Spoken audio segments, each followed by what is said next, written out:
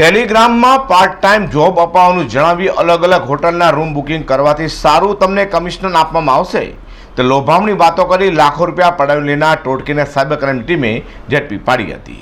Cyber ક્રાઇમમાં Sarthana જકાતનાકા ખાતે રહેતા મૌલિક અમુલ કાનાણીએ ફરિયાદ નોંધાવી જણાવ્યું હતું કે તેઓ ટેલિગ્રામ પર પાર્ટ ટાઈમ જોબની ઓફર કરી અલગ અલગ હોટલના રૂમ બુકિંગ કરવાથી સારું કમિશન આપવામાં આવશે તે લોભામણી વાતો કરી તેઓ પાસેથી અલગ અલગ બેંક એકાઉન્ટમાં 6,82,922 રૂપિયા પડાવી લેવાયા હતા. ત્યારે સાયબર ક્રાઇમની ટીમે મૌલિક કાનાણીની ફરિયાદ લઈ તાત્કાલિક તપાસ હાથ ધરી અને તપાસ કરતા સાયબર ક્રાઇમની ટીમે આરોપીઓ જેમાં અડાજણ ખાતે રહેતા સંજીવકુમાર જસુભાઈ દુધાભાઈ પટેલ, અલથાણ ખાતે રહેતો પિયુષ રમેશ છનાભાઈ પરમાર, ઓલપાડનો ભરત છેલ્લા મેપાભાઈ ભરવાડ અને જહાંગીરપુરાનો અમિત નરસિંહ જીવાણીને ઝડપી પાડવામાં આવ્યા છે.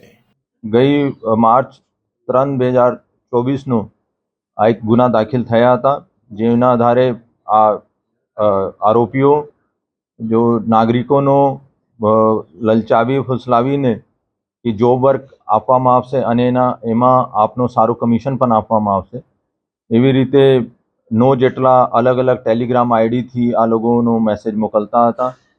અને જ્યારે ઓફેન્સને ડીપમાં જઈ તપાસ કરવામાં આવી તો મુખ્ય આરોપી નરસિંહભાઈ જીવાની જો 34/2023 યાની કે 2023માં પણ એવા ટાઈપનો સાયબર ક્રાઇમમાં પકડાઈ ચૂક્યા છે.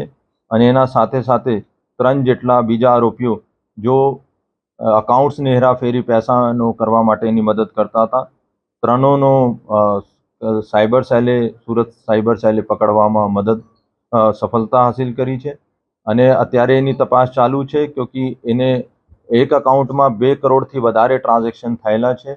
અને અત્યારે 4 જેટલી આઈડી તો આ કબૂલે છે, પણ એના મોબાઈલથી અમે 4થી વધારે જેટલી આઈડી ઓર અમે મળી છે. તો આ પણ એક તપાસનો વિષય છે. અમે પણ એનો આગળ ડીપ તપાસ કરવાનો છે અને જેના આધારે અમે ઉમ્મીદ છે કે ઓર ઘણા બધા જો અનડિટેક્ટ સાયબર ગુના છે આ પણ એનો ઉકેલવામાં મદદ થશે. હાલ તો સુરત સાયબર ક્રાઇમની ટીમે લાખો રૂપિયા ઠગે આચરનાર ટોળકીને ઝડપી પાડી છે કે વારંવાર ઓનલાઈન શોર્ટકટમાં રૂપિયા કમાવામાં લોકો રૂપિયા ગુમાવી રહ્યા હોય તે અંગે પોલીસ દ્વારા લોકોને સજાગ પણ કરતા મેસેજ કરાય છે. છતાં લોકો ઝડપી રૂપિયા કમાવા આવા ઠગોના હાથે ચડી જાય છે. ત્યાં લોકોને ઓનલાઈન આવી રીતે એટલું ફરીથી ત્યાં લોકોને ઓનલાઈન આવી રીતે કોઈ પણ વ્યવહાર ન કરવું જોઈએ. અઝર કુર્સી સાથે પ્રકાશવાળા.